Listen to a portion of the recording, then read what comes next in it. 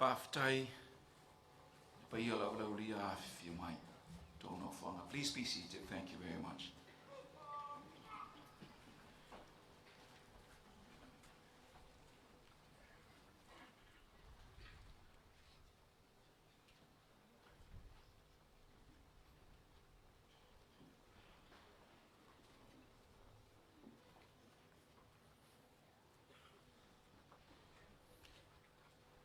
O e na le mata isau.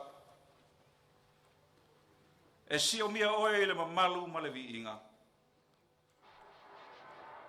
Wa e whautu le siwa moa. Maliai le la mala. Ai la uifo le langi mali e. Le saue na i foa ma malata. Fa e ia fanga o malama. Nei malai fatu. Se I whaafuata le tae au fo. Uane. Ua malia le sapo Itali. Le hai le ngasi le toe lau. Awa o le ua so tasi le vasa. Ai fofotu lupe le ba. E le aso ua tau mua le lei ma ua fotu anu pule. Le tau ainga naisa la fai. Le ua se le whanai au. Ma le vasa na ala lau. Au mai ele na peli. Ina alanga ia. Ta watu lona lo fai li tai au. Ma lona wha maoni le afiafi. Yesu e le tautai o Samoa. Ia vi ia lo suafu. O le mapue ma le tu mantila o le ulua iaso. O le whamana tuina o le ono sifuru tausanga o le tatu malo tutoatasi. I pule ono I salafa nei. A wapa ia sau ngata o le e atu o le tatu malo. Le pa ia o le atu nuu. Le nofo e ka le sia. E sau steimi o na sau no le o le fionga I te tai o le malo. E anga tonu wai. Le pa ia mawalunga ma le tu matila o le neiasu. Tau ia ino mātou whape atu sautia maia. Awhia mai tala mai ao su mai. Le pa ia mawalunga o le uvala ulia. E whapea fōi le whafonga tāpoi mai o le pa ia o Samoa i ona tūlanga whalupe. Tai au manuia langi soifua mama. E ngā mana. E ngā weo. E ngā iwi. E raua ngā tirama. Tēnā koutou. Tēnā koutou. Tēnā koutou katoa. Greetings to our esteemed guests this morning. Our warm greetings to Your Excellency, the Right Honourable Dame Cindy Cure, Governor General of New Zealand, and Your Excellency Dr. Davis, and a delegation from New Zealand. We welcome you this morning to the first National Independence Celebrations in Savaii. As part of our continuing celebrations for the year-long commemoration of the 60th Independence Anniversary of Samoa. Welcome to the Big Island of Savaii and Talofala. I le ava ma le whaaloalo o te tapai le sunga e le toina. Sunga I le whawhenga I ngā taulangi e santuala e pola pui te vanga mawai whale ma malu ia salmianga. E whapea le fioanga o samale ura. Mo le taitaina o le tātou sauninga e le nei tai au. And now I invite Reverend Elder Palamia Tawili to lead us in worship this morning. Now sunga ili, whawhengai.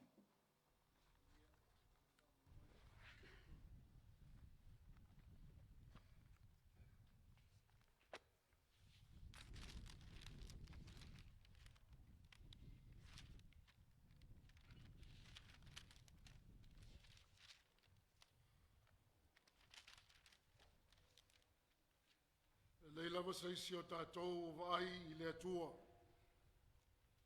Peitai o tātou mori mau I lona mamalu malona mātango fie I le nei tai au. O iau maia foi mo I tātou le soifua ma le ola lau le lei. O ono mea ai le tātou whawhitai ma le viinga. O maia se o tātou tāpuai I le atua. I le lei ono vi atu I le li maia whai pesenga I lo swafa le sili e se. Ia tau atu le tae ao lo walofa, ia tau atu fo I le pō lo whamaoni. I le lau pese se fulu manoa, ma le nā peli ma le leo le kitara. A wāwe e whawhia fia mai a te au I au ngā luenga. Lea li I e, o te alanga fia, o na mea wa whaia e au ao. Lea tua mamanae lo mātou tamaa. Mātou langona lo mamalu mai. A wāwa e whio whatasi mai mātou. A mātou pati patia le nei aso fau. O siri ona langona lo mātou whatau waa ma le ato toa. O le atuai le anganga ma le wha maulalo. O le mana lo lava anganga pa ie a wali tia ile nei wha moe moe. Ma wha pa ie ai o mātou loto tāpua. Ina mawhai ona mātou wofo I nātu le nei sauninga. I le anganga ma le whamaoni mō lou lava vi inga. E ala ia Jesu le mātou te talo. Amene. O le vinga o le atua o saunia le korisi matai vave.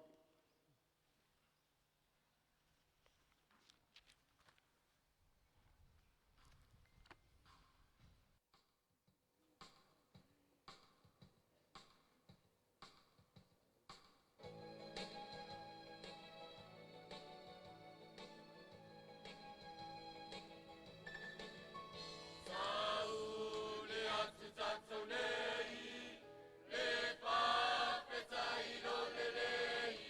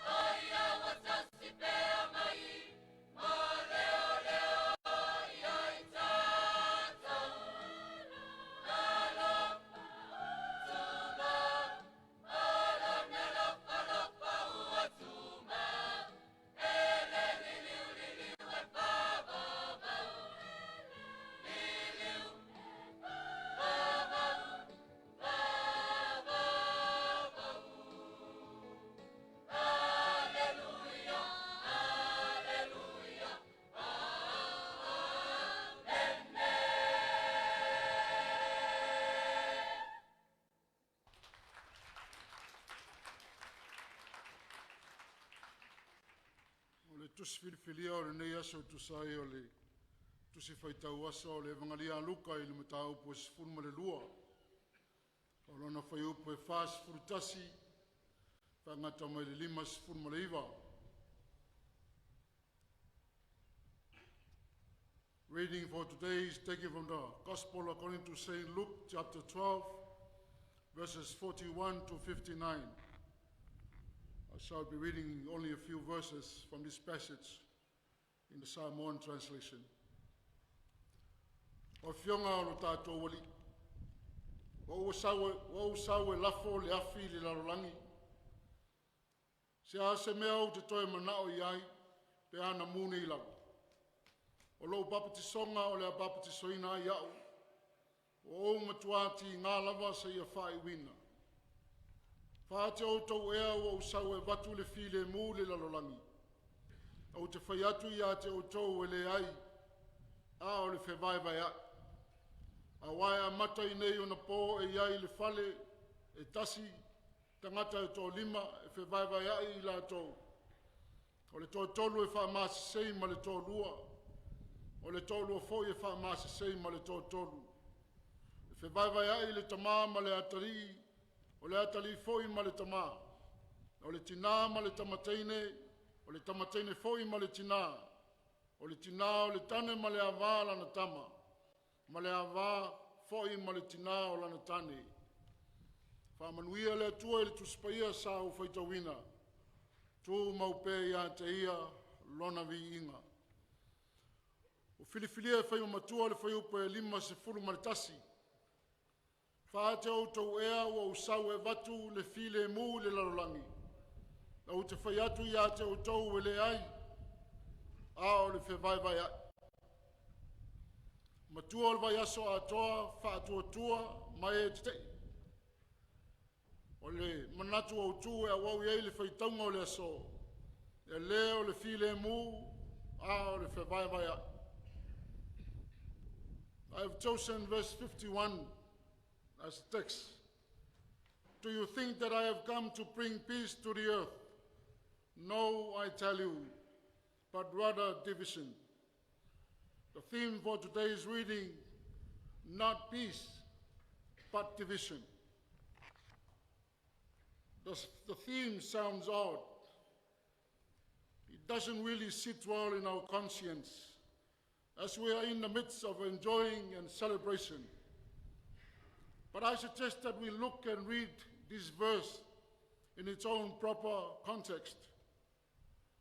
Luke chapter 12 speaks mainly of the cost of discipleship, prioritizing God and His righteousness above anyone and anything else in our lives. Our text should be read and understood in this context, because when Jesus said that He came to bring not peace but division, He was saying that His gospel will divide people, believers and unbelievers, followers and non-followers, the wheat and the tares, the goats and the sheep, those who are for Him and those who are against Him. So Jesus was right. We all know that there are times in our lives as people of God that we are compelled to speak nothing but the truth. There are moments when we are called to stand up for justice and righteousness. But when we do that, the current will come against us. Many people, if not all, will rebuke and ridicule us. Jesus said, "Do not be afraid, little flock, for it is your Father's good pleasure to give you the kingdom." This is the extent of the type of divisions in which Jesus is alluding to in this text. Even our own personal relationship with our loved ones, with our friends, would be severed just for following Jesus and doing His will. Jesus' bottom line message is, do not try to make peace or formulate any type of reconciliation on issues that are against His will and God's righteousness, meaning our faith in God should never be compromised. O le whai upo e 5 wa ufilifilia e whai mamatua. Whāte o tau ea wa usau e watu le file mu le larolangi. E leo le file mu, a o le whewai vai ai. O leo tū leo le so. E leo le file mu, a le whewai vai ai. Pia e whaale whitaui le, au tū o le so malo tātou whaamoe moe. Tātou te sami le anga le leima le alofa o le atua. Nā fuai lo tātou malo tutoatasi ma le saulutonga. O ia sulava ia o le alii o le file mu. Le foina ala langa ngelu le po na soifua mai ai. O le viinga I mea o pito lunga. O le manuia ma le file mu I tangata ua alofa ngia e ia. Ei sa o whetalaia I whapele li. Whāte o tau ea wa usau e watu le file mu le larolangi. O te whai atu ia tau e le ai. A o le whewai vai ai. O lona mga e whina ngalo le atua e whetui ai. Ma whete nai lana whanau le larolangi. O le tali e le ai. A wae manino ia wa onga le tuspa ia ma le whina ngalo pa ia o le atua. O lona whina ngalo. Ia o la whea lo whani ma whetau siai lana whanau whātua tua. Pe tai e ma whai ona malama lama le nei matua. Pe a whai tau le mea atoa. A wāre me tā upu e sifuru lua o le vangalia luka. O lo wha matalai le me tā upu I le tau o le avea masao ke viso. Le me tā upu I le wha silisiliina o le atua. Malona whina ngalo na ilo se isi lava mea. Ma se isi lava tangata. E malama lama le whai upu whai mamatua pe a whai tau I lunga o le me tā upu tele lea. Pe se iu whape mai Yesu, o lau tala le lei, le tala o le wha o le tanga ua o mai le ali, e whe vai vai a iei tangata. E le se le saunonga le ali. Le lawa tātou te ilo ia so uma, so se mata upo e tala noa I le ami o tonu o le atua malana tala le lei. E le tutusa o mai o tātou mafau fau. Tangata tali tonu mai le tali tonu. O e au ma le li mai a wese. O le saito ma le titania, ma moe ma oti, sa o le leile li.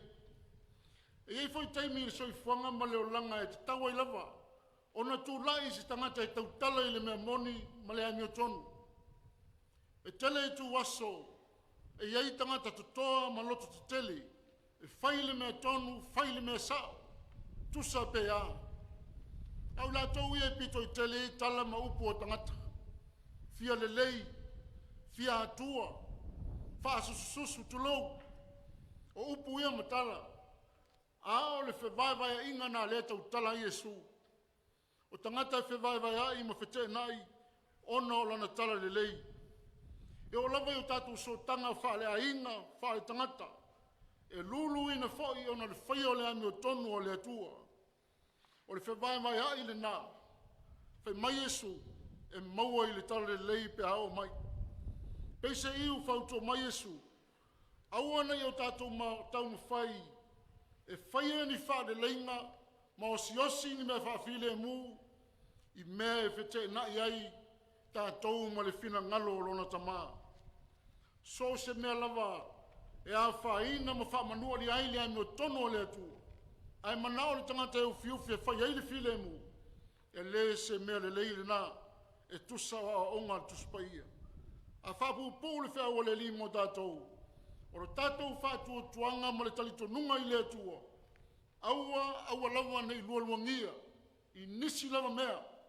Ai maise e mea whaanumi numi le lalangi. O le whaia o le mea te tawana whai. Ia le toi whaalawe lewe ina lava. I se isi lava mafuanga. O le while mu moni le nao lo nau Yesu tātou te maua. Manui ai a inga, manui ai nu, e kale sia e maise o malo. Le ale o ngā tātou te le lei ai leo fia le atua. O mawhau pēa I le whanau mai o le tātou malo tutoatasi ma le tātou saulutonga. E le se mea na tupu whafua veta. E le se ai foi o se pō masina.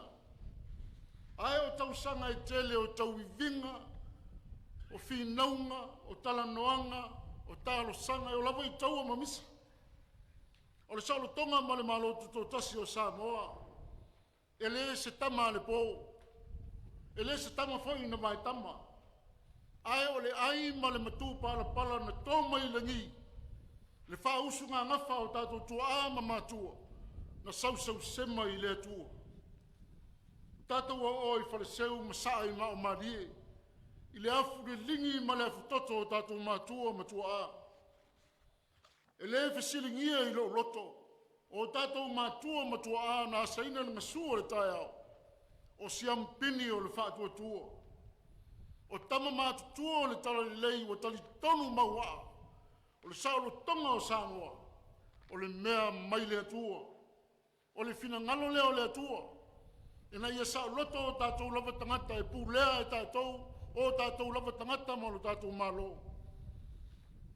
A leo o tatou o oi whareseu masai mao mali. O le pine o le whaatua tua o tatou matua. Na tōlo le saulo tonga I le pure whaito tasi a le atua. Ma le tō whai malo o whatasi. Whasa whai lo le atua e whai ma whaavai o lona malo. A sa iri le tō wha ma le whautau tanga e whisili le atua. A whata o tō oto fuafanga mo le lumanai e tā pāle atua. A so wā fōi le ngātai whale ma whataiai ma whaingata. E tua lava ma suru whai I le mamalu ma le pule whaito tasi a le atua. O le a vei lea ma le lekasi lea tau na tau ave pēa. I le fatua so se Samoa au liuli. I le fatua o tātou taitai. Au tātou whōla u pēa I le fatua tua. I isi Tausaga I tele I le lumanai. Aua nei ngalo le afu le lingi ma le afu toto o mātua. Aua nei ngalo lo lātou tauti ngā. Aua nei ngalo lo lātou wola fatua tua. Sa tutu mawai le tua ma fina u pēa. Sa ia hoi na tō le ai ma le matu pāle pala. Au tātou fia ma pāti patia le whamana tuina o le ono sifuru Tausaga o le nei Tausaga. Mā na ia le whamana tumai e le poto o Solomona. Ia e whātua tua I le atua ma lau loto atoa. Ai aua le whālango lango I lau lava tamai. Ia e mana tua o ia I o wala uma. Ona whaatonu I nā I lea I a lava uala. A o whola watu I leisi ono sifuru Tausaga pe fia se lau. O le tapa sā leo le wholanga. E leo le atamai. Whaatua tua mawaa I le atua. Aua nei ngalo le atua. O ia lava na te whaasino mai le ala. Manuia I lau a inga malo nuu. Ma malu ma manuia I lau whainga malo. Yesu ke miso le file mua le atua na au mai le larolangi ma white na iai le larolangi. Ai una lato fasioti ma whaatautau le la au. A lona manu ma lo ma le toi tuma manu. O le pine o le manu ma lo pea o le upomoni. O le manu ma lo pea o le pule ao le atua. Ma lona lo fatu noa.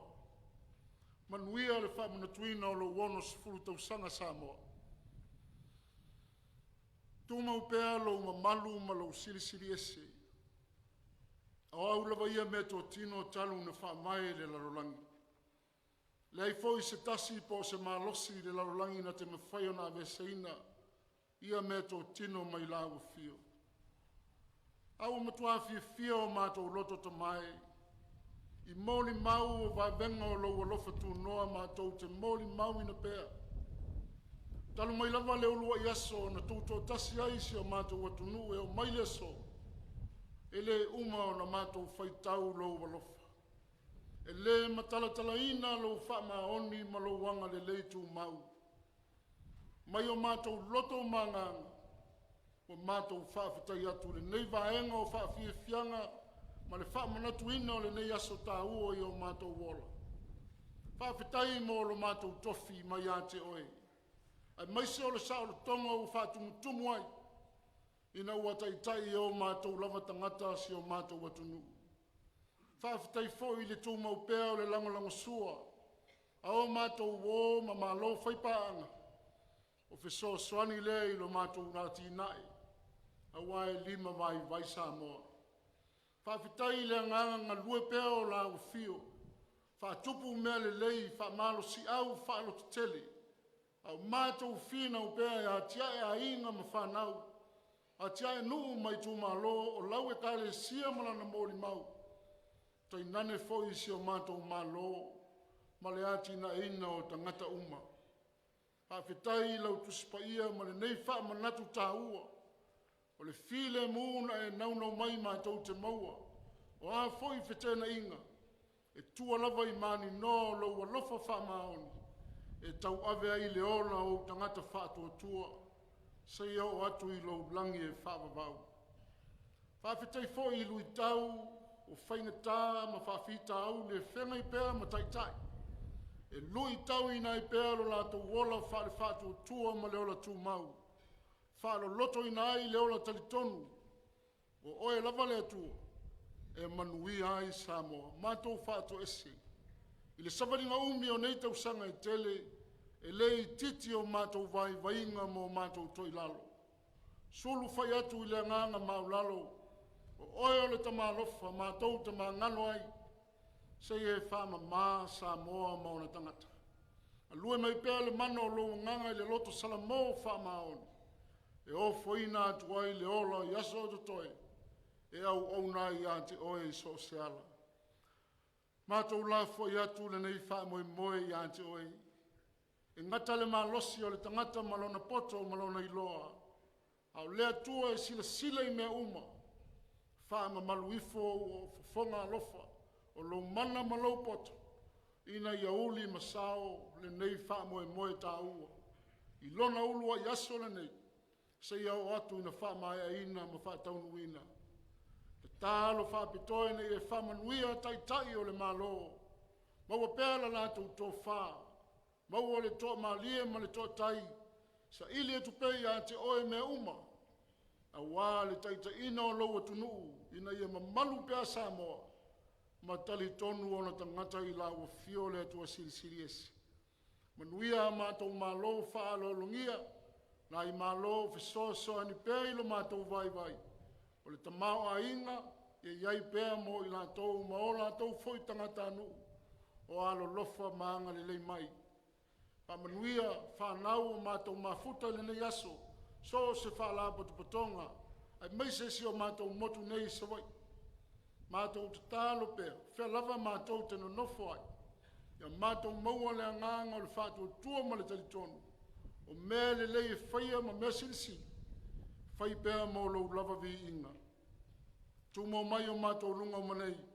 Ma lunga o lau whana uma le lau langi le manuia ma le while mo oe le atua le tamā. Le alofa sinisini esa Jesu Keriso le lima le whaola. Le mafutanga ma lau lava ngang. Nei e whaavavau lava. Amene. Mai se pati mō leli.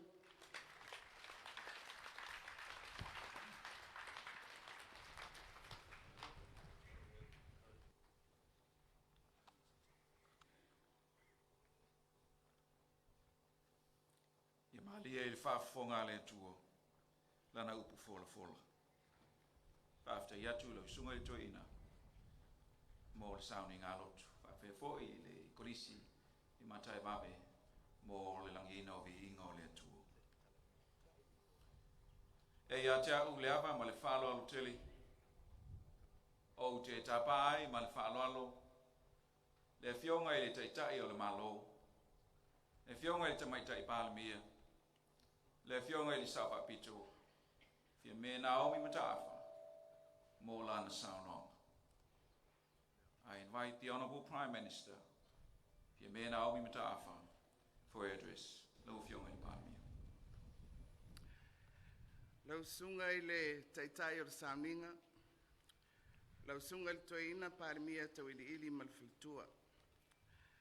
Lau fionga le au malu o le malo, malmasiofo, Your Excellency, the Right Honourable Dame Cindy Kido, Governor General of New Zealand, and His Excellency Dr. Davis and your delegation.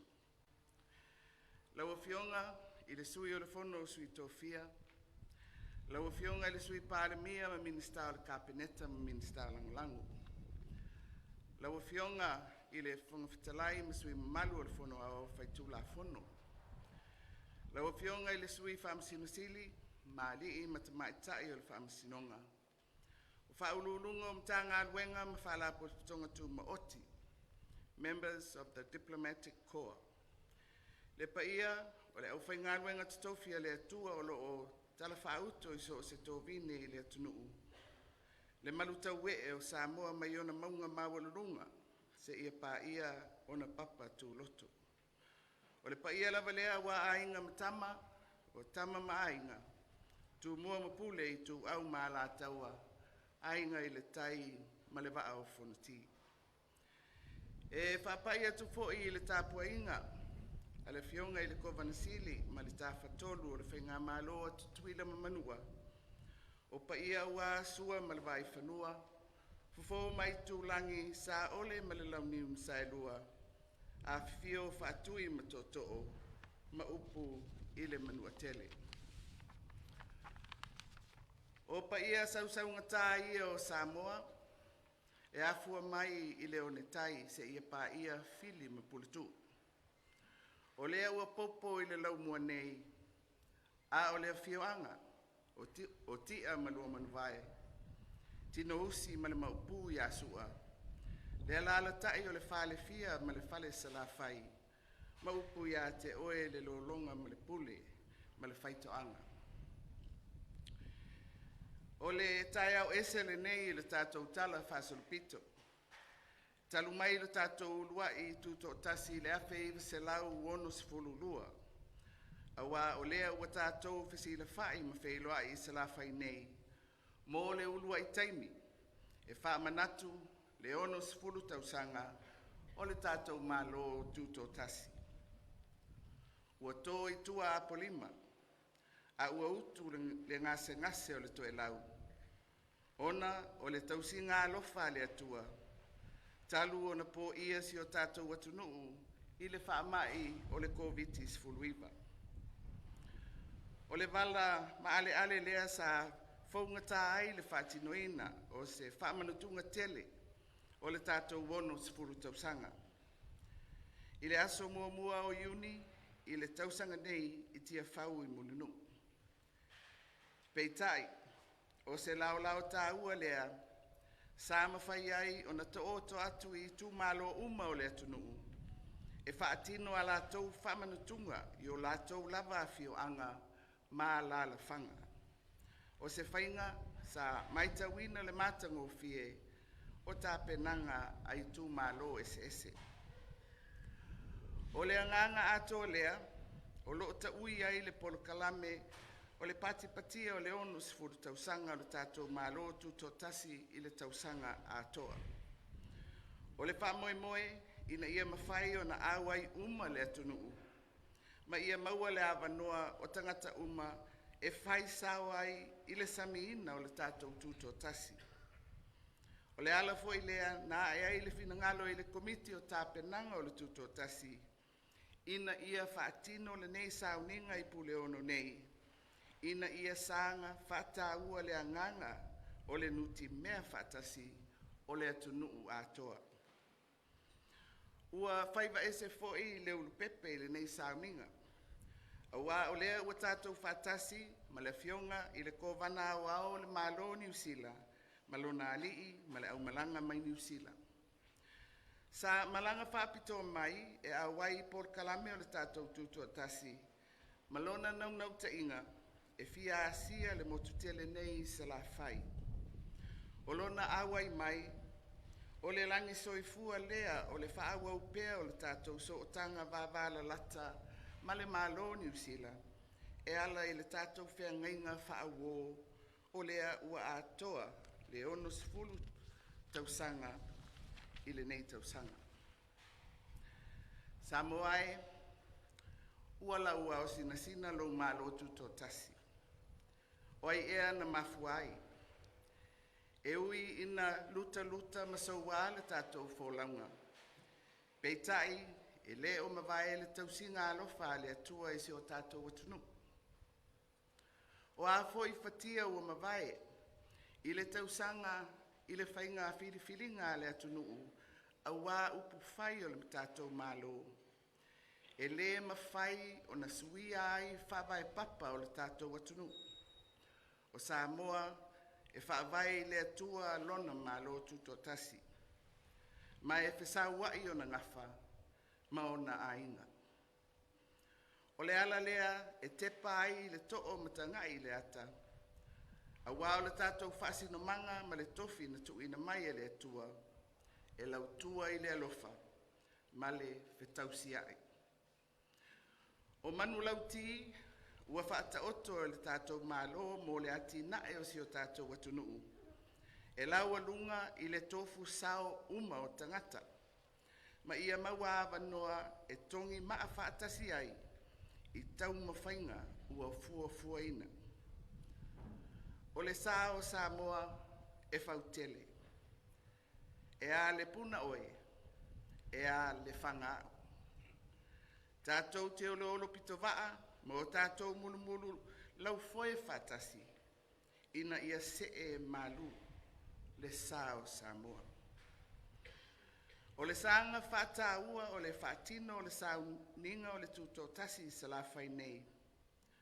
O le ausui ai le ulua i whanotanga ale kapeneta i sa la whai i le vai aso le nei. Talu mai le tātou ulua i Tutoatasi. O te manatu, o se amatanga fau lea i le anga i atu i le lumanai. O le toe upu, le paia o le atunu. Tātou fōlau pea ma le whatua tua i le atua. E aua manu ai la tātou fōlaunga. Ia manuia le whamanatuina o le ono sifuru tausanga o le tātou malo Tutoatasi i sa la whai nei soifua.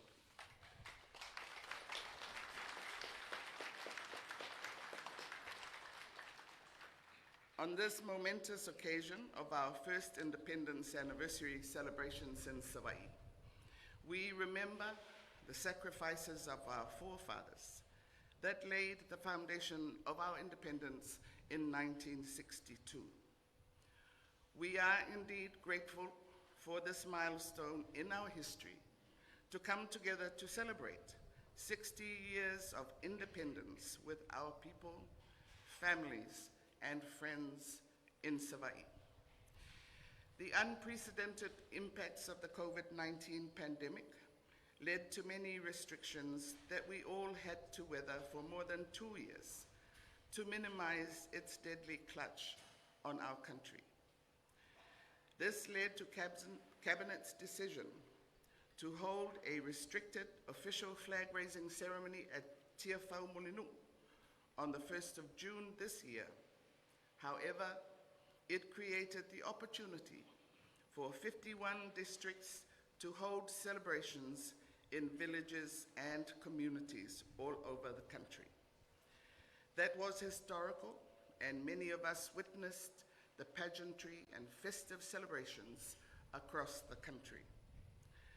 The hosting of the first independence ceremony in Savaii this morning mirrors the objective of this year-long celebrations, and that is to encourage people's participation and community engagement in activities planned for our independence anniversary. We are indeed privileged with the presence of Her Excellency, the Right Honourable Dame Cindy Kiro, Governor-General of Aotearoa, New Zealand, and His Excellency, Dr. Davis, and their delegation. We welcome Her Excellency as our guest of honor to the big island of Savaii.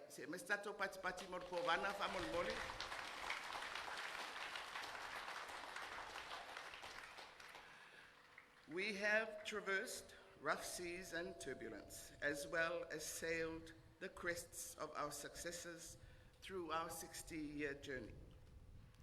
We should never forget the tenacity, the visionary legacy, drive, and forbearance of our forefathers, as well as past and present leaders, to build Samoa to what it is today with the Lord's guidance and wisdom. As part of the celebrations in Savaii, Cabinet has decided to hold its first cabinet meeting in Savaii this week.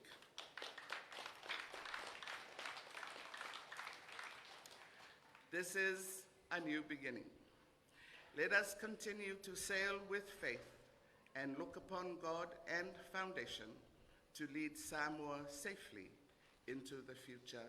Soifua mai manuia.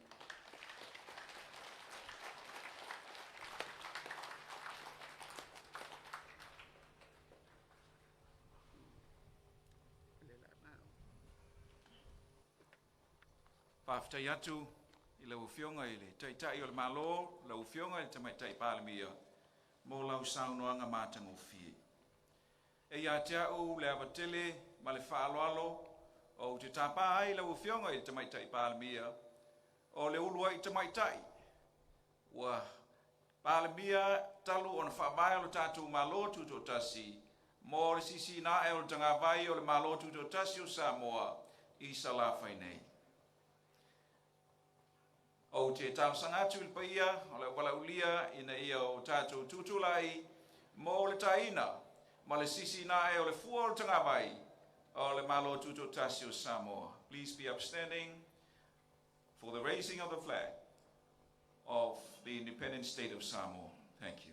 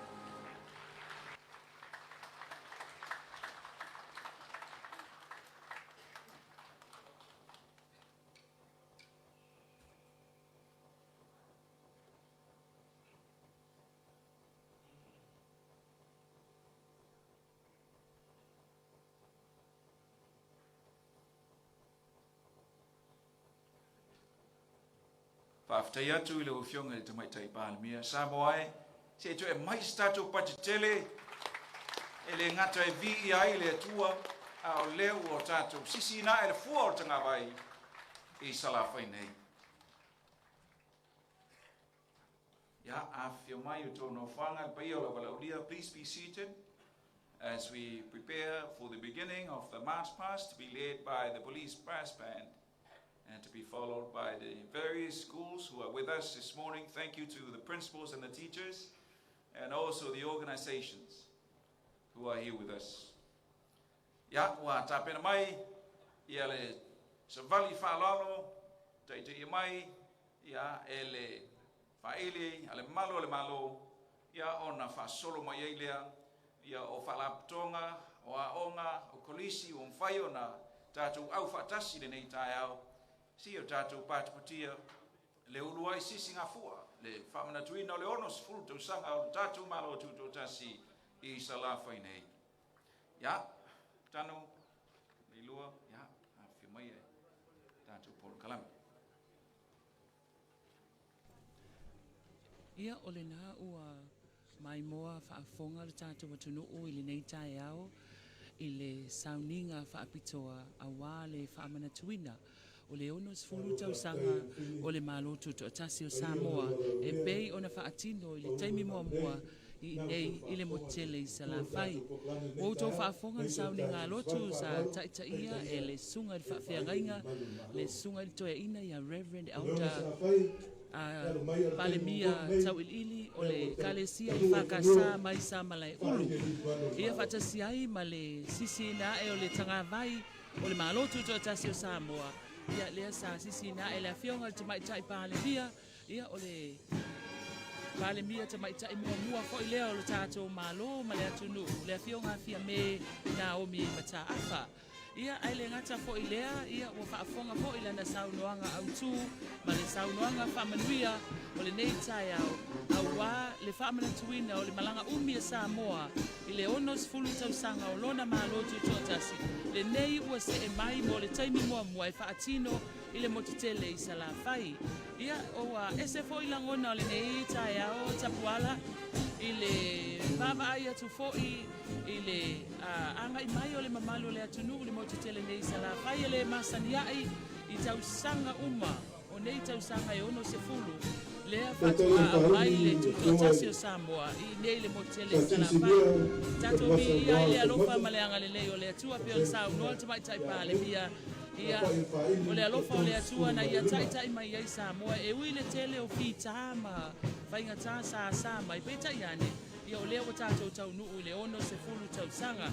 O lea la ua mai tau atu, o lea ua anga i mai, ia le whaili a malo le malo, e taitai mai ia solo, whaalo o le nei tai au tapuala. O le tūtau o le utu le mātau iei, wa mana ia so tātou motu. Alia. O le tele lako tau sanga. E pia whao malo o tū, waham. Ia ai whao tai o le ua. Sisiane tanga mai o le tātou tulu. Ia i le motu tele i Savaii nei. Mana ia lo toa le lau mua i nan maso. Leo lo fata mua i tātou whao mua i le nei tai au i whao mai o le tātou tulu. Ia au le ua aga mai le malo i te tai. Wha solo mai Manisio. Ia, o le kontine i pule aga atu i o tāluma. Commander Station, e fionga mai ava na pama, mai ava.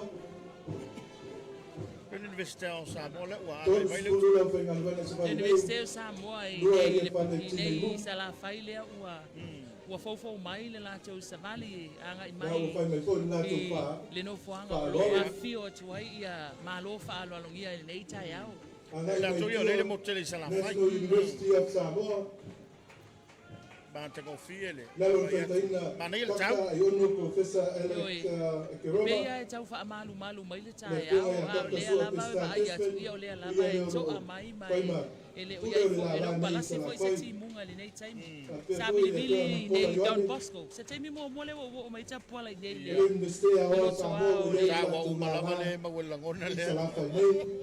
E au ngā fo i le au mai o le whamanatuina o le tutoatasi. E tātou te o mai e fo i tātou i au a tātou te no fo lava i upolu. O te loe le nau tāua. E whapefuli tō telo whainga ranga le malo mai nā tō mua. O le whatu ato heo mai tonu. Le fongo whai atu no lātou whāloa. Mana i te leo le malai. Whaatino e whaamoe moe le tai au. Ia o leo o lo whaasolo mai lava i a le University of Samoa i nei Savaii. Ia. Salopo o Anga whainga pēa. Le aonga whako Ia o le au whafo mai lea o tonu mai lava i tāluma. La e fofo mai le Savaii. O tātou. O le kolisio a moa. Kolisio a moa. O tāluma le tai Pea au koe tātou a aonga whaawau. Ma nei e foi ia le vingo le tua le malangi le au mai pese ale kolisio matai vawe.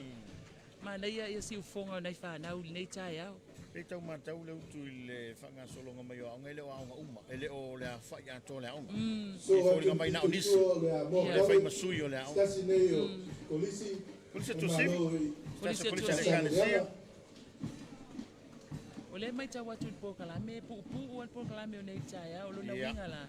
E moni e lau saua. E le o kolisi umane au ai mai. Tai au le nei. Mana i fwoi whainga Savaii la tau.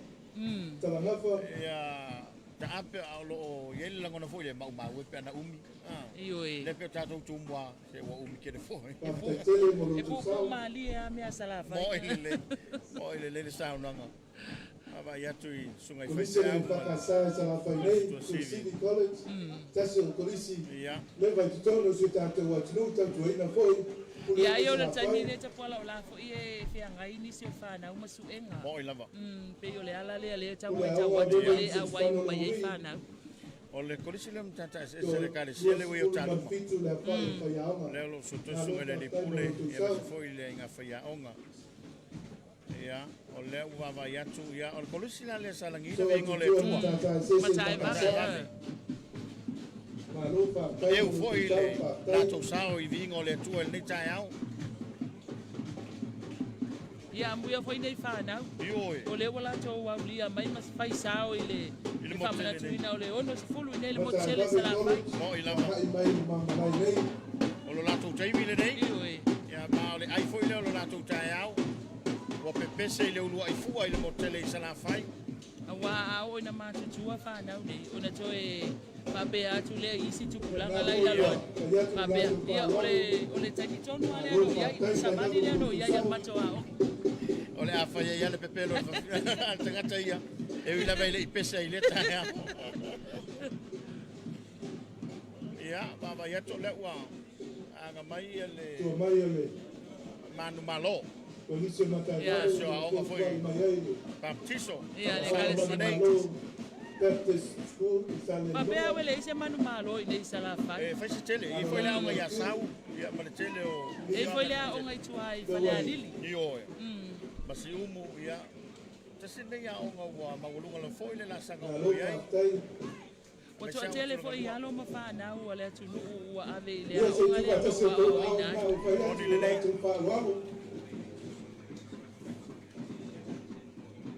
Ia, ma nei ala la tau whengi le u whai luma e.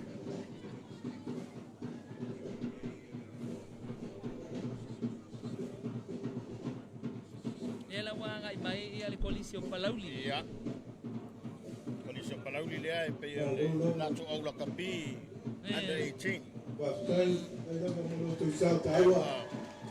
Mai ala la tau whunga ni tai au. O le champini leo te tau whetu le utu le tau sanga. Le kolisi leo palauli. Kolisi leo palauli. Lea wala tau. Au mai ale. Ia. Sauma palauli le champini mai kolu. Le banga onga.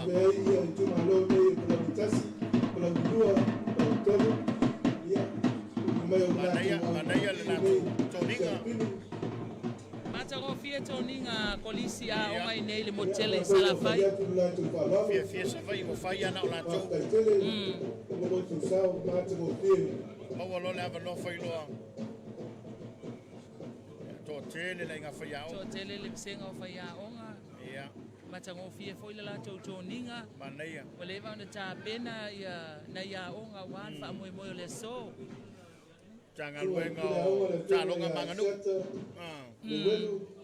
Ono wingo leo fisa I sala whai nei pea. Tanga luenga o aonga tālonga manganu. Le ofisa le nei sa la whai a. A tau nei o loo e mpapa ao no wingo niso pule aonga ma whai aonga pea. Asisi aonga. Me la tau o lo ia sa lava. Tō tele ia pule aonga ma whai aonga le mata kutu iai. Sui pule la molano, Sicily la molano. Ia, o le tulanga. Ia un tanga lueno le baseno pule aonga. Ngai mai mo le lato fa alo alo. Ia. O le kolisi le acha puala le. Tele pe ai pe tau lan vata se mal kolisi pe se. Pese nga. Tele o mai lola ia po. Po vaiola. Po vaiola. Ale kalesia Yesu Keristo la pa yo asonga. Ka mai Savaii se va vai. Ia. E pe ia sa ota ua pe ia kolisi le vaiola. Ia wa pe lanu tasi ia. Ia la toninga. Wa pia mai nei sa la fai io e. Ai pe ia le mori maule na e na o nai tamaiti. Na na yalo mafana o leo mai fai masui. Ai masui o a onga. Ia, sa la vala ko le so Polisi le kalesia mamona. Le sa o tata o mate mate. Polisi mawalula. Vale vaso tai por ia o tau ngalo tuaima. Pa malulu tu tata atu nu. Le ase se atu se kolisi. Ia, o tupulanga talavau. Ia. Whamatuina o le vaiaso tupulanga. Ia. O ia mtanga renga tinam ta mai tai. Ia. Stasi o vaenga mtanga renga. Stasi mtanga renga malosi tonu le tunu. Tanga renga to tele. Ioi. E Savaii e le paia. Ia le iai komiti o tinam ta mai tai. O le nu. Tuta mai tai o nu ma afioanga le. Fina ma whawhaile leina le manuia o nu o ma fioanga. Ia. E soa ni ai le matanga luenga o tina mata mai tai a tina e o nu o ma O le si tūlanga mai tau wina ta puala i la o mai nei Sarawhai. O le te wina o afioanga. Ia. Mata ngō A wai fie. whakasi mai tulaga fai pere le ai. huma wina o lo Te wina o mata ko fie le Suia whapoe komiti, whauwhautua, e lo i lalo le Ia, whamalo sego le pule tanga renga o tina Mai mata aloli mai ma. tai. Ia o tupu mai e o le tunu o lo lala papa au Sarawhai nei. In the development of Samoa, the government E se voi le tūlanga o le whaamau popo sui o nuu le mai tau watu. the youth, O le tuna i atu o le of mulumuli the atu ai manisi o advisory komiti committees whawhautua. are managed and looked after by the Ministry of Women, Le lau tunga wetu ai Community malamatu and komiti o Social whare ura. Development. O le They talo are talo mai the sui o gateway komiti. to the development of this country. Ia komiti o tina pito nuu sa tu paitea. Talo whaina i tina whaamau popo mai lava e le whaamoe moe o le malo ma le atu nuu le tae au. Te masalo na longa o komiti au ane i tele nisi i umire Polokalame. Papupu e komiti le. Vai le atua Samoa ono sulto sanga. E mana ia la tō tō ninga te puala. Pita na uu sa tu paitea, whakteitele mo lo tau sautaua. O iwa la lea. O le au siva la lea lau whawhia fia lea iwa lea. Ia la tau leo lo whengai man whawhengai Ia, na so. le so. O le fio anga o iwa le whawhia fia ma le kolisi o Don Bosco. Ia. Le whawhia fia i le so. Te mai tai Samoa Global Group. Ia, stasi fo maftanga o le ua mwhaina mafta mai. Ia, fua New Zealand male, fua lo Blacks. O le vaenga lea whaamau malo le wai tālu mo tonu wa. Le Ia. global. Ia. Atino atino la tau.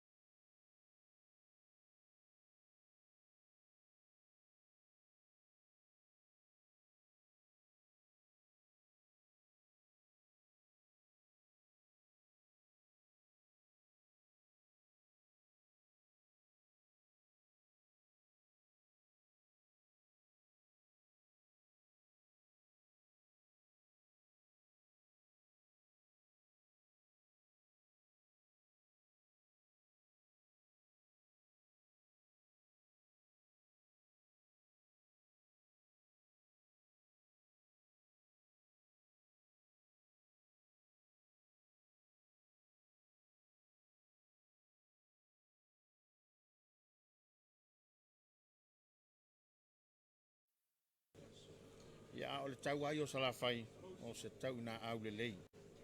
Nei le tau angi ma lul savili le foi pe wa paolo mai le nei tai mel tai au fa fonga mai le tunu tau mo fai ai tau fa am tal tala tu langa o iai le saminga i nei le motele Savaii le la o bala wa tu komiti le fa ile a malo le malo e pe folinga mai o le la a mata fa fianga e wifi foi fa fianga al fa ili pua malo le malo pe o ina le la tamua na le la tamua fa fianga le motele Savaii. One of the highlights for every independence celebration of this country is the entertainment by the Ministry of Police. Yeah, o le la tamua ile fa fianga man tanga lo leo ia lo tato wa sofia si tato va ai fo ipole ase atali o le la fa ali nei Savaii fatala fat nei tato pa ngai lunga lo penga tu fai langi lo tu le wa ma wala nei so tanga va le le fakasa TV ma le tu IP ia ai me se fo pa nga fa fonga le tio le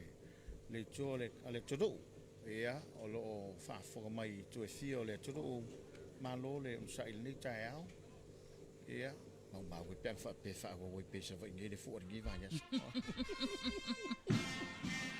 Leo alo mai ia le fa ia manual malo mo la fa fianga to da to le malai se tato mata tu po le tu langa lo yai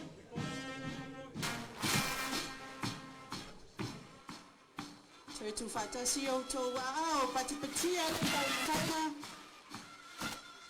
fa fianga le tanga le to mai te malo pati mai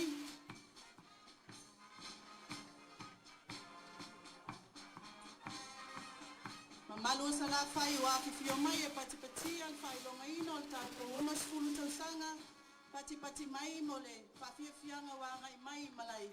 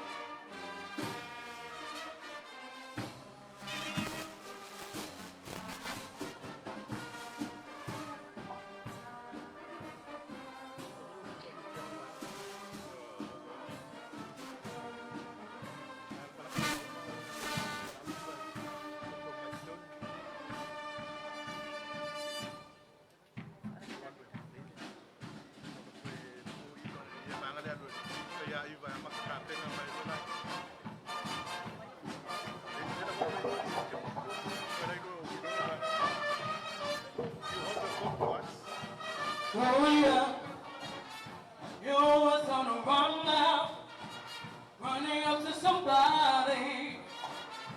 We gotta get it run now. You always don't remember. It's all he said. It's nothing in your head. Didn't go in there. Turn up. It was such a run.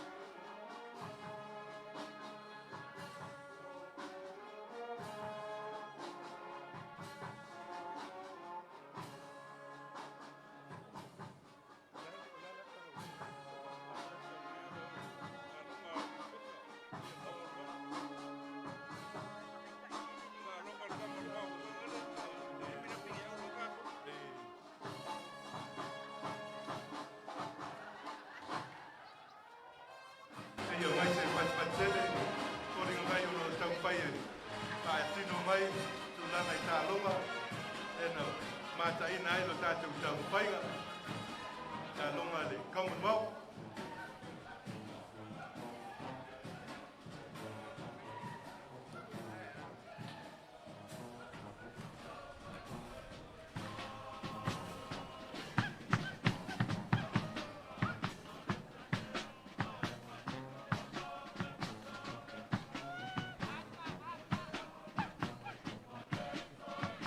ma lo fatai o fiunga le konsina ma pe foi sui konsina o le ta penanga ma te mo fie pa fonga mai foi le fiunga o iba pa mo mole pa la tala mai ta to malai nei le toi ma foi e pa mai le pa fianga pa ile li manu malo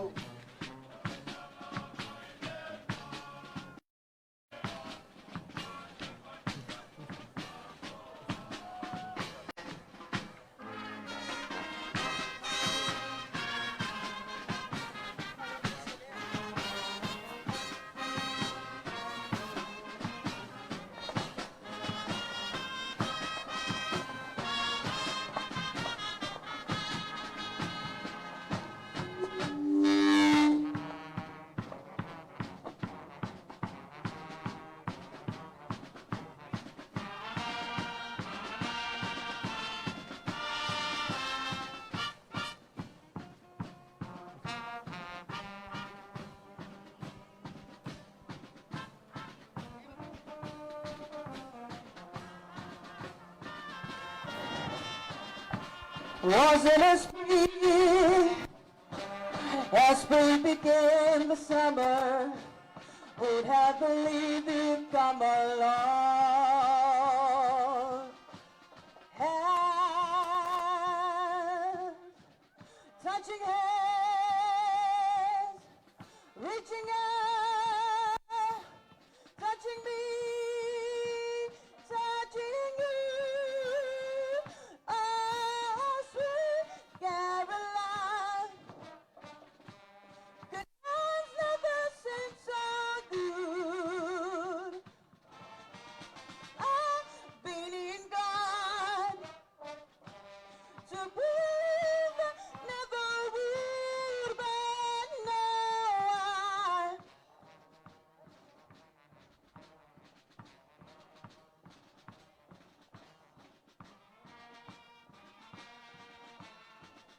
oh, sweet Caroline, good times never seem so good.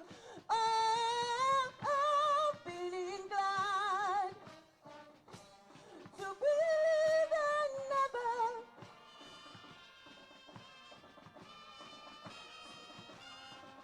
Sweet Caroline.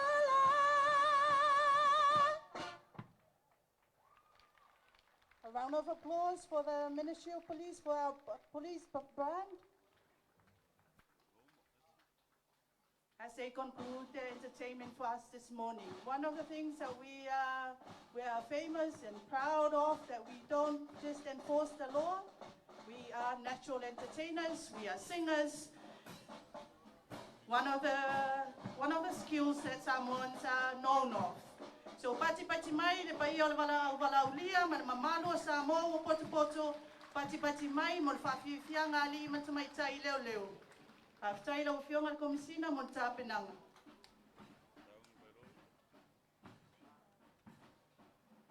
Au whawhonga mai le tātou whiwanga o iwa, tātou wau whawhiwhia, loto wa wanoa nei, loto saole nei, ili nei aso tāua.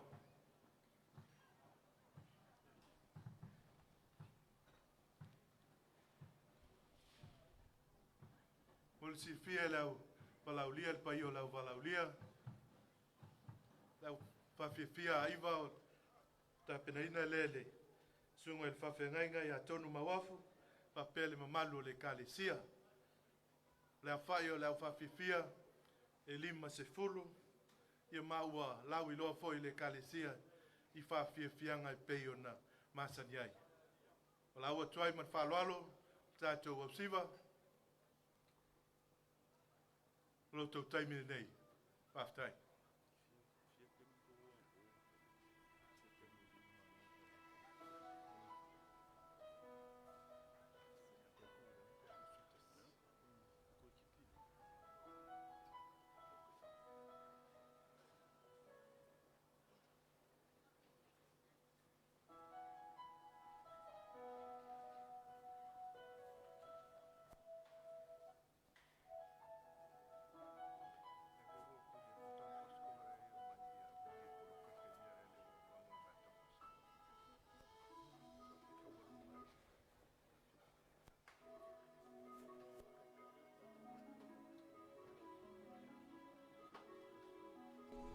Ia o le nā ua whaafonga mai le tātou watunuu, o le ua maea ia le whaafiafianga mātango fie a malu o le malo le lātou whaelipū, e le nei tai au, au lea laua mai tau watu I lunga o le malai, o lea ua fau mai ma whaatulanga mai lunga o le malai, ia le au siva, ale e au talavou, ale kalesia whaapautonga ke Missionary Samoa me le afio anga o iwa, I le lalo le taita inga le sunga le whaafianga inga ia tonu, ia la ua whaatulanga mai le lātou au siva, ia o e leo se au siva fau I le mai moa tātou atunu o malfa afonga me Samoa. O le au siva ua lewa fo I nei mea o whaafia fianga, ai mai se lama fo I o le taita inga, anisi fo I o whaafianga inga sa ngā li lue ai tonu le kalesia. Sa tina e ina le au siva le nei a iwa. Lea lava o lo o sa wa I taimi nei. Ma nei ala lātou tō ninga, tō tele fo I le au siva, lea ua whaatulanga mai lunga o le malai. O le vainga mata inga le nai le nei tai au. E le mata ko fia ta penanga le tanga runga leo. O le mea kau sela e ari tanga. Ia I ono le. Fai si sela. Fai si sela o le upa mai ka I leo ia sa usua pese. Ia e pe walu ana po fai la tau whaataita inga I alu manei le tai au. O le mea moni. Ia e wilea. Mata ngō fia le whaafianga leo. Whaatai fo I le. A fionga le komisina mo le tāpena ina o le whaamoe moe o malu o le malo. Whaamata ngō fia ina o le whaaminatuina o le onos fulu tausanga o le Tutoatasi o Samoa I nei le motele. Le tiofo ia fai mai o Savaii le fai ngō fie. E le fai ngō fie. E fai le fai ngō fie tanga tolo iai. E le fai ngō fie fo I meo no tuku. Leu tāpena mai iwa. Leu tāpena mai mo nei lau saunoanga leu tu. E le fau ia iwa le whawhiawhia. Ia mao se usiva fo I e tūlanga ese lo na mataina. Ia pēo lava I na minoi tama mateine. Ia I le lātou whawhiawhianga. A o le tūtaua. Ia o le lava tau la mua lau whainga luku tofia le tua. E wha mao popo ma tāpena. Ia wa lava wha moe moe ngolo tātou malo. Iwe, atango fie o le nei au siva. E pe ia ele leva tele atu tausanga fo I le whaaminatuina o le Tutoatasi sa whaafiafia I fo ia le au siva lava le nei mai le afio anga o iwa I salawhai nei. Ia o le toa tele fo I o nisi wa tawai atu iai sa iai le au siva wa mātutua. Mātutua la ua pati ma le po. Ia au lea ua whangasolo mai le tukulanga talabou la tau te whaatinoina ia le whaawawina ia le whaatinoina o le au siva le nei ia le fio anga o iwa. O nisi wa o tua fo I me mau paoloi mau atu ai lafa. Ioi. Pe la leo foto ai mai le si tupulanga fou. Tupulanga fou mo le whaatinoina o le whaafiafianga. Ia, o le o tuel malai a leu tu. Ia, la tuatu le malai mo le whaafiafianga le fio anga o iwa.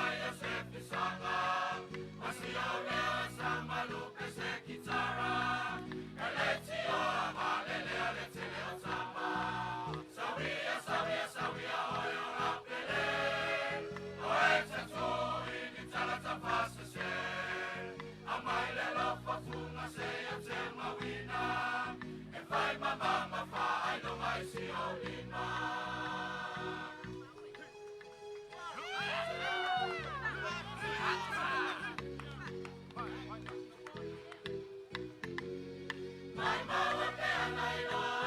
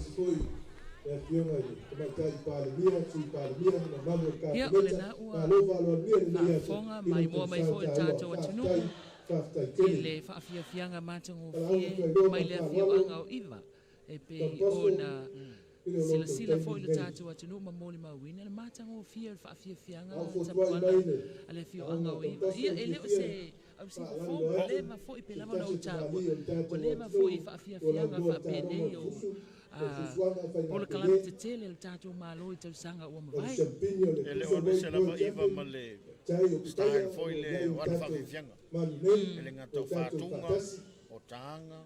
E mai se whai me puku. Mena le ua mori mawina le tai au le nei. Ia i le mai mamai le tunu ma le whaafunga mau. Ia ale na pifo dinga madon basko le awa anga mai le tai au le nei. Pea le uto le tau alunga le o le tātou whamoe moe pea. Ia o le whaafiafianga whaai u leo le Polokalame o le tai au le nei. Lea ua lunga o le malai o whaatulanga mai le au siva le Don Bosco. Ali ima te mai tai. Lato tōninga sama mātango fie. Ia tasi fo i lea o ngā tapuala e le fo i whaafiafianga o tutoatasi e le ngata i polo. Ai lea o mai lama le motele se la whai. E sao le saunanga tasi fo i lea o whaafiafia wai longa fo. E le ngata fo i le tātutunu. E nau olo fo i Amerika Samoa. Le lato sao. Ia le fo i lea wanga ma le malai. Ia wale wha moe ma whailo na sao mo le tātou. Wha mna tuina o le ono sutu sanga o le tu sanga. Ia e la fo tue lunga o malai o le ua. Sao ni mai Don Bosco e amtalia la to whaafiafianga. Tua se lau 50 ia le au whai o le mātaua onga o le susunga i le pule a onga o le fionga ia pātele nuku te vita love. Sanga i maia. La mātou whaafiafia o pai o le au fia le nei tai au.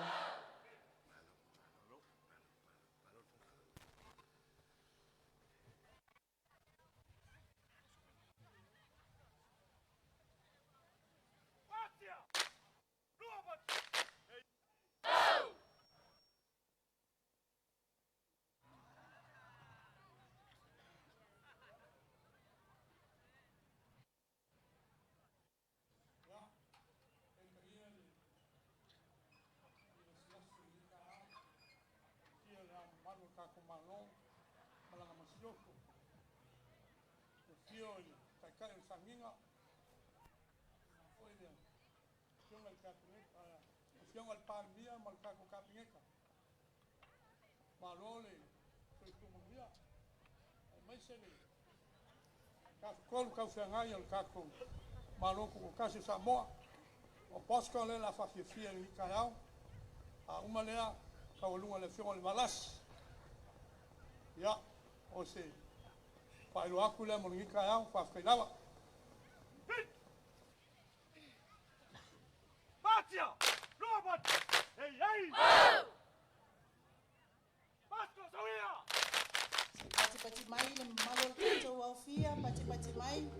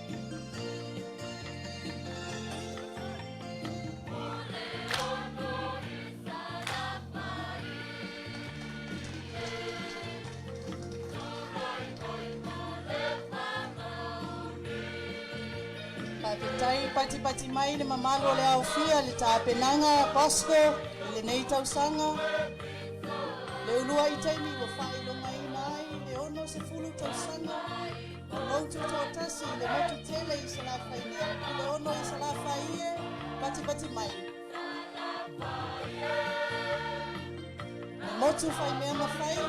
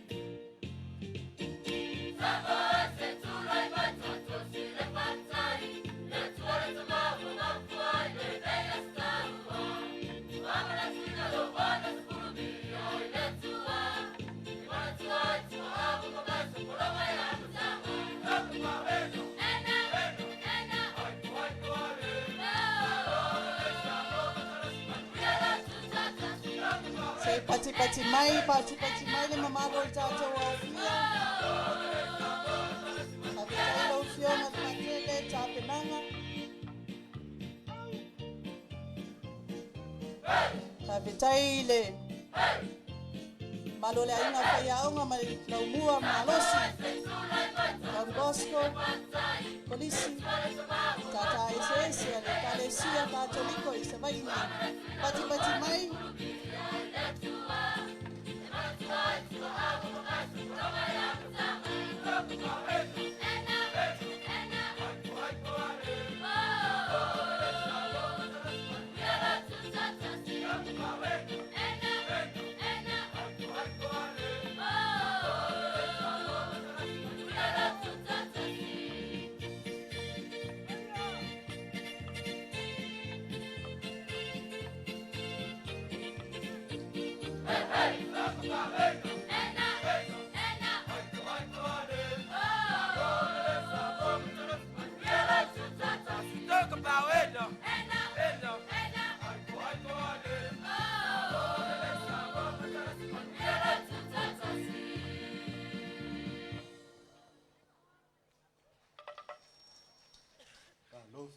Faftai, Fiona de Pule, que foi o nome da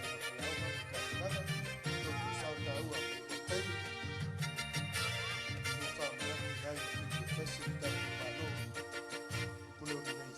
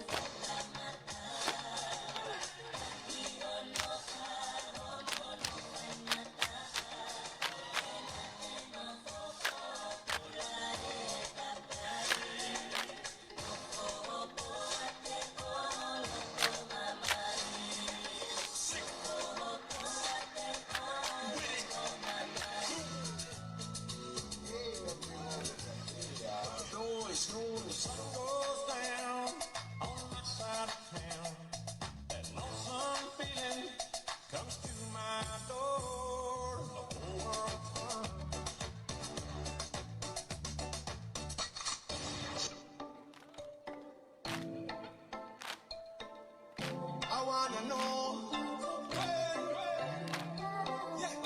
can we touch the road again? Everybody keep asking, can we go back and party with friends? Tell me, when are we going back to normal? Back to normal, back to normal. When are we going back to normal? Back to normal, back to normal. We are. Hold up, Diddy. Hit him with part 2.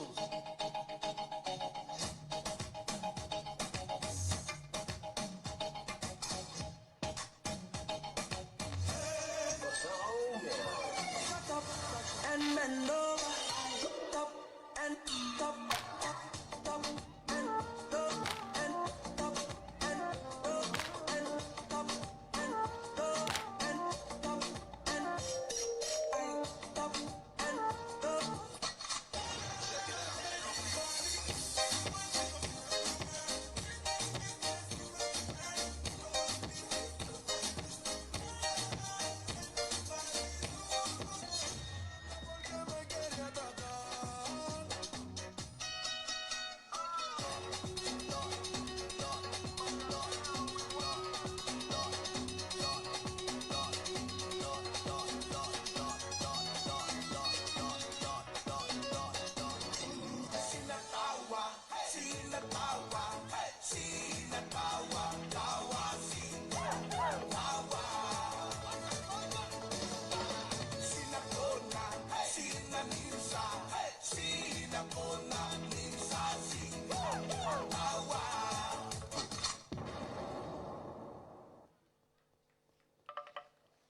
Long faftai, kuni o mai nau.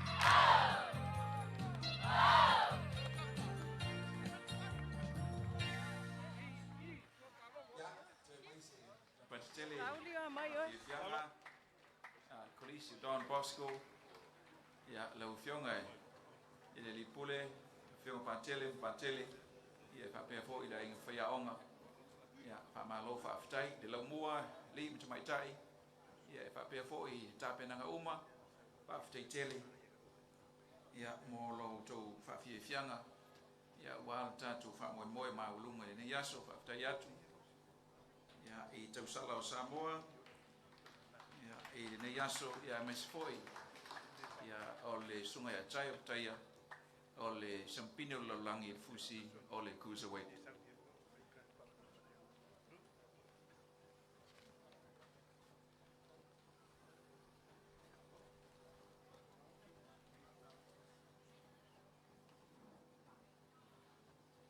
E iei ta finga o le ua o tatou tulata i si ui o le Polokalame ia te uleava ma le whaalo tele o te tapai ia le fionga i le sui palmia fionga tuala Ponifasio ia mo le saunoang fa ia i masui o le fionga i teite i fono le fionga i palmia mo le komiti o tapenanga ia wale ne yaso ma le wha moe moe lau fionga i sui palmia.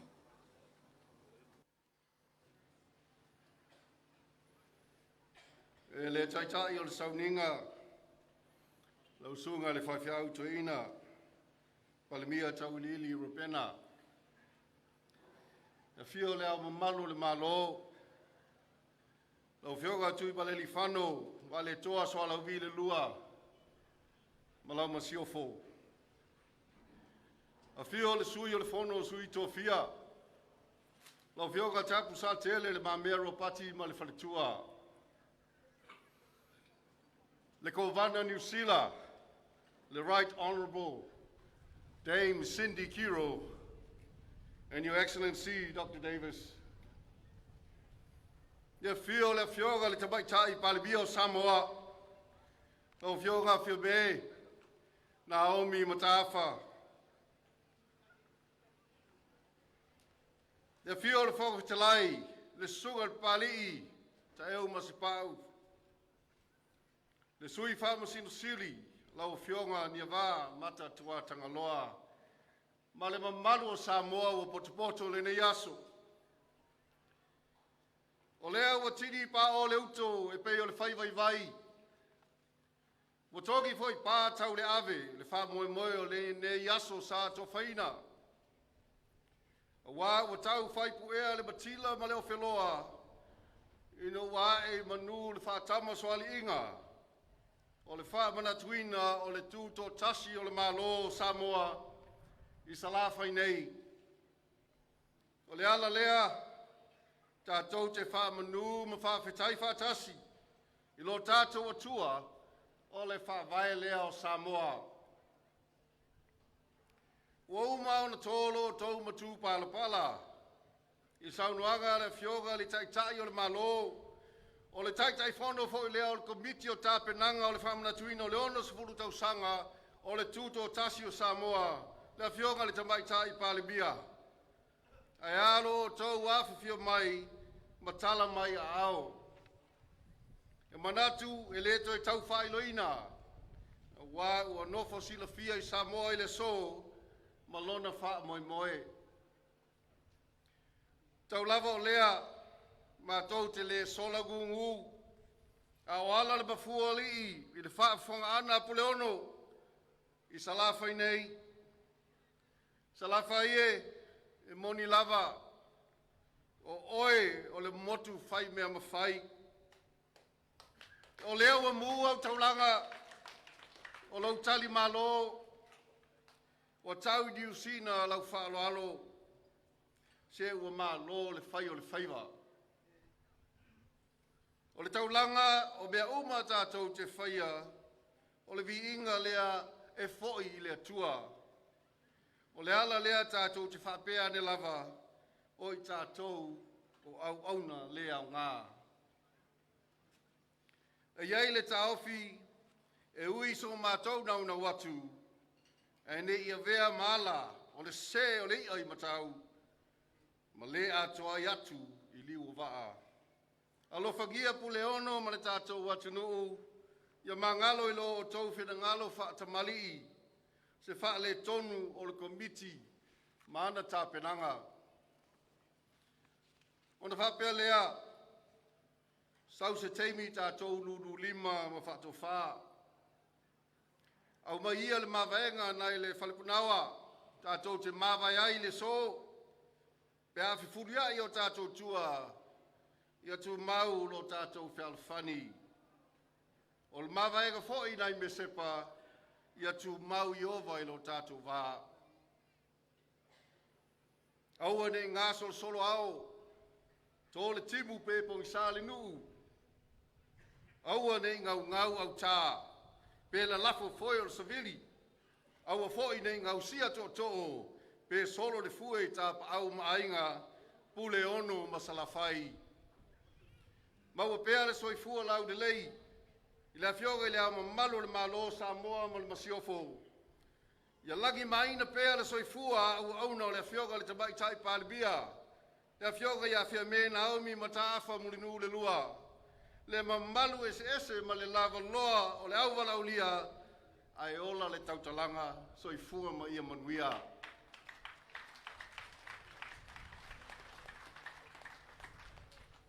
It is with great pleasure that I take this opportunity to speak on behalf of the Honourable Prime Minister and Chairperson of the 60th Independence Celebrations Committee to respectfully close this ceremony. As the Honourable Prime Minister has alluded to, this is the first time our independence has been officially celebrated outside of the vicinity of Apia. Nevertheless, I believe it is the first of many more in the near future. We cannot simply leave without acknowledging the wonderful support from our people and residents of the big island of Savaii. From the church leaders, the village councils of the chiefs and orators, women and youths, the business community and visitors, Malo Faftaitele Lava. You have proven once again that where there's a will, there's a way. And anything and everything is possible in Savaii. To the Honourable Governor of New Zealand, the Right Honourable Dame Cindy Kiro, thank you once again for joining us in our celebration. We wish you an enjoyable time in Savaii. We wish you and your delegation good health and good safe travels. To the distinguished guests and our people, Whawhetai Tele Lava, we bless you all in the name of our Lord and Saviour Jesus Christ. Soi fua mai manuia.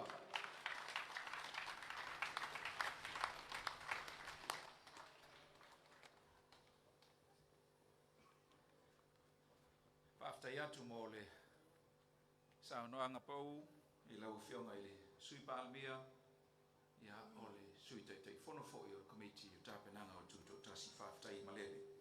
A o le i tāpā ma le whaaloalo, le sunga i toina, mo le tātou te talo e whae uai, ia o te tāpā le tunu a wha mole i nā tātou tūtulai, tātou sua le pese lo tāno, ia o na sumai leo sunga e palmia, ia mo le te talo mo le mole. Tūtulai, leo la atou atu. Lo tāno,